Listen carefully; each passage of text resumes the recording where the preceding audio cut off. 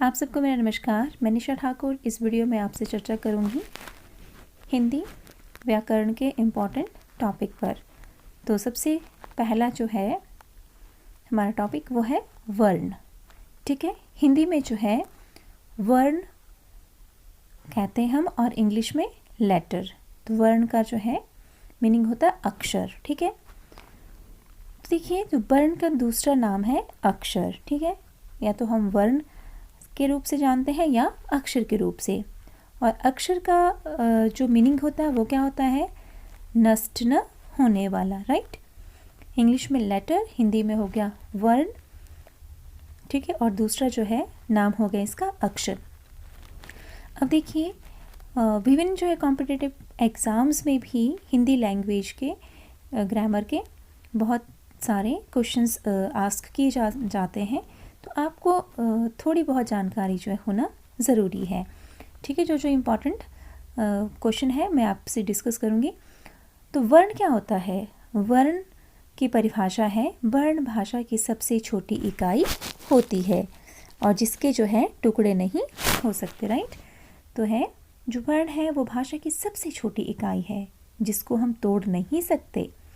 जैसे क, ख, ग, घ, च, इस तरह से जो है ये आपके वर्ण है। ठीक है, इन्हें हम जो है तोड़ा नहीं जाता है।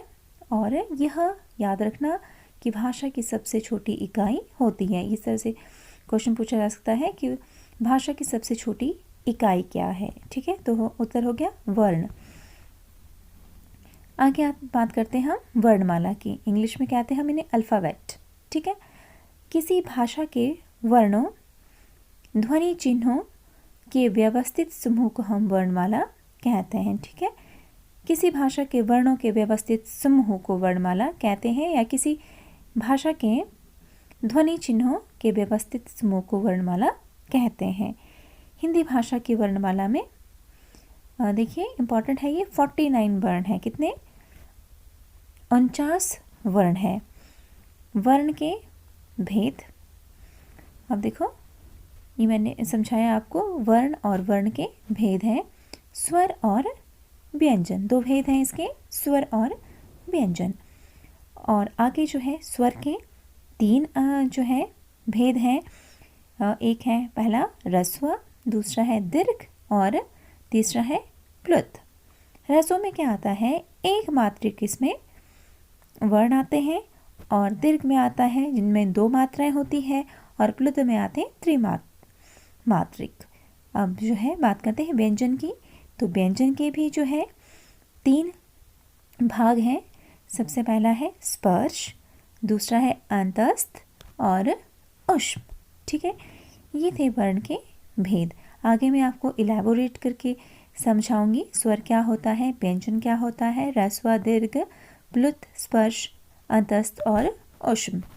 तो चलिए अब देखिए हिंदी में जो व्यंजन है, ये भी इम्पोर्टेंट क्वेश्चन है। हिंदी में जो व्यंजन है उनकी कुल संख्या कितनी है? तो आपको ये याद रखना है कि हिंदी में जो व्यंजनों की संख्या है वह 33 है। ठीक है, कितनी बताई मैंने आपको? 33। स्वर को जो है हम इंग्लिश में वावल कहते हैं। इंग्लिश में जो वावल हैं वो 5 होते हैं, ए, ई, आई, ओ, यू। लेकिन जो है हिंदी वर्णमाला में इनकी संख्या कितनी होती है? हिंदी वर्णमाला में इनकी संख्या होती है 14। ठीक है, 14। और नेक्स्ट अब जो है स्वर क्या होता है? ये वे वर्ण होते हैं जिनके उच्चारण के लिए किसी दूसरे की सहायता की आवश्यकता नहीं होती है। तो ये स्वर कहलाते हैं क्योंकि ये जो है इंडिपेंडेंट होते हैं। ठीक है, वावल जो होते हैं, स्वर होते हैं, इनको उच्चारण करने के लिए, इनको बोलने के लिए हमें किसी दूसरे वर्ण की सहायता नहीं पड़ती क्योंकि यह जो अपने आप में ही पूर्ण होते हैं। ठीक है, तो हिंदी में जो है 14 है ये। राइट, और व्यंजन जो है टोटल ये है 33। कितने? 33। अब जो है स्वर के भेद, जैसे कि मैंने पीछे आपको समझाया था, पहला बताया था ह्रस्व स्वर। ह्रस्व स्वर की परिभाषा रहेगी जिन स्वरों के उच्चारण में बहुत कम समय लगता है। राइट, ऐसे स्वर जिनको बोलते समय बहुत ही कम टाइम लगता है उन्हें हम ह्रस्व स्वर कहते हैं। जैसे देखिए ये उदाहरण मैंने यहाँ पे बताया आपको, अ ई उ री। जल्दी से जो है हम इसे प्रोनाउंस कर सकते हैं, अ ई उ री। ठीक है। और नेक्स्ट है दीर्घ स्वर। जिन स्वरों का अब दीर्घ जो है नाम से ही जैसे हमें ज्ञात हो रहा है कि जिन स्वरों के उच्चारण में ह्रस्व से दुगना समय लगता है उसे हम दीर्घ स्वर कहते हैं। ठीक है, डबल जो है उसमें टाइम लगता है। तो एग्जाम्पल है आ ई उ री ए ओ औ। ठीक है, ये हो गया हमारे दीर्घ स्वर। और नेक्स्ट है प्लुत स्वर।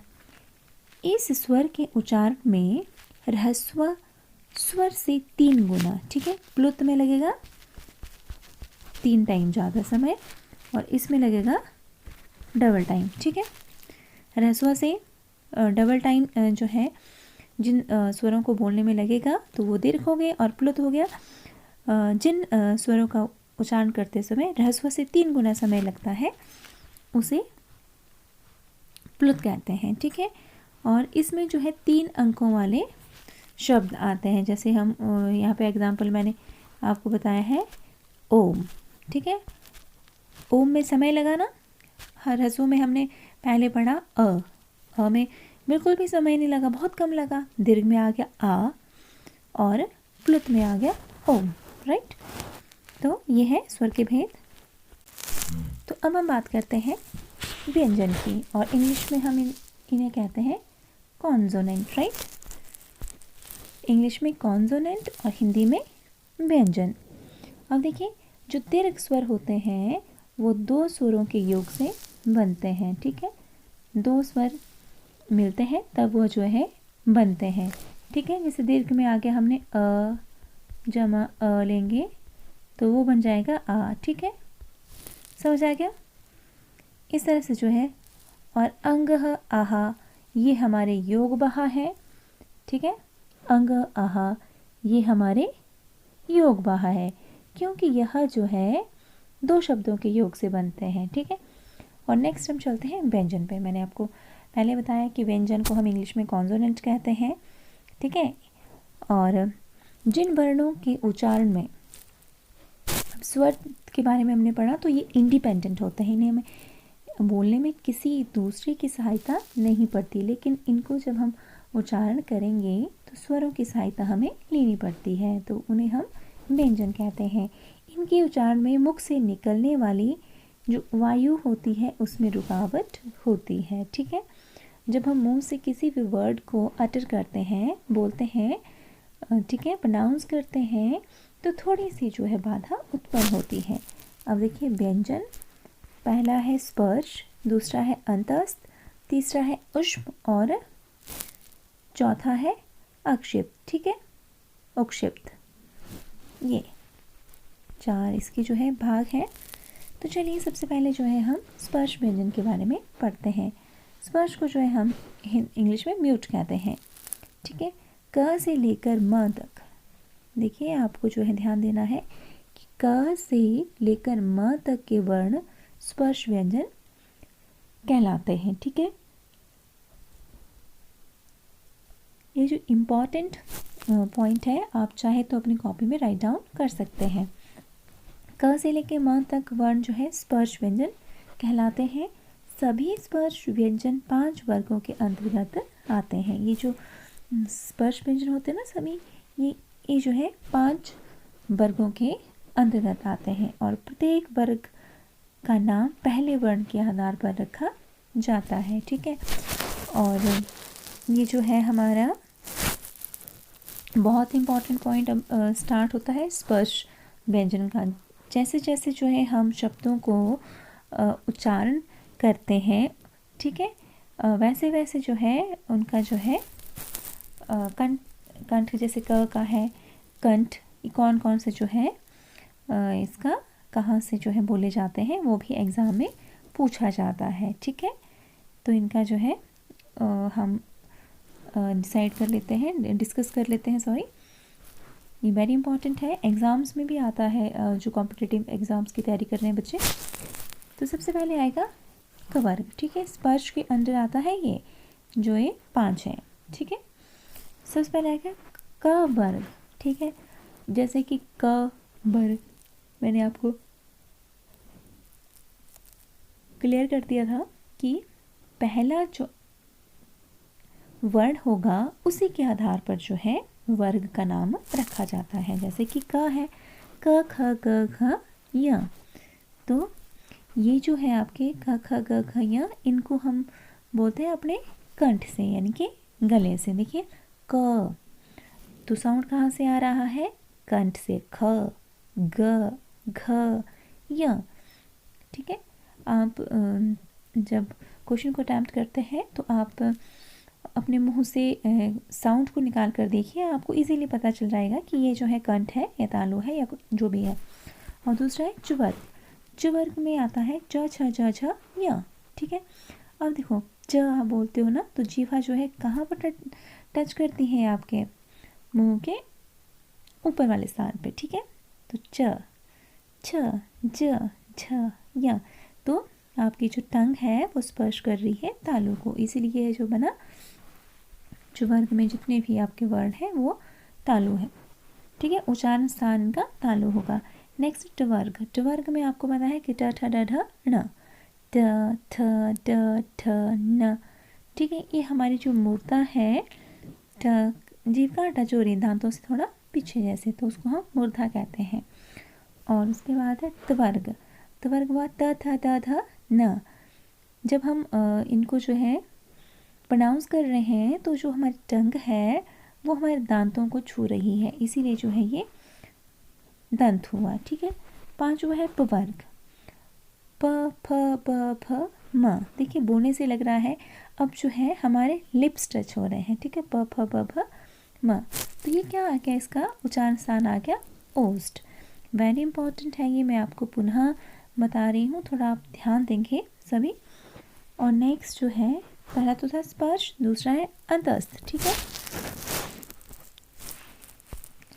और अंतस्थ ये स्वर और व्यंजन के मध्य स्थित हैं, ठीक है। इनकी संख्या 4 होती है। अंतस्थ जो होते हैं वो बहुत ही आसान है स्वर और व्यंजन के बीच में, तो अंतस्थ होते हैं य र ल व। नेक्स्ट है हमारा, और उसके बाद आया थर्ड ऊष्म, ठीक है।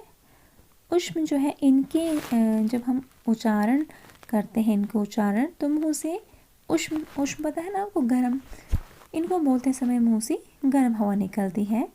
और इनकी जो संख्या है वो है 4, जो श श स ह, ठीक है। तो ये है हमारे ऊष्म, ठीक है। और नेक्स्ट है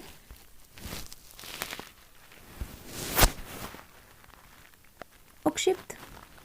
उत्क्षिप्त क्या है? इसके उच्चारण में जीभ ऊपर उठकर झटके के साथ नीचे गिरती है, तो उसको हम जो है उत्क्षिप्त कहते हैं, ठीक है। जब हम बोलते हैं ना तो जैसे ही हमारी जीभ ऊपर उठती है और लेकिन जो है साथ ही झटके के साथ नीचे गिर जाती है, जैसे ड ढ, ठीक है।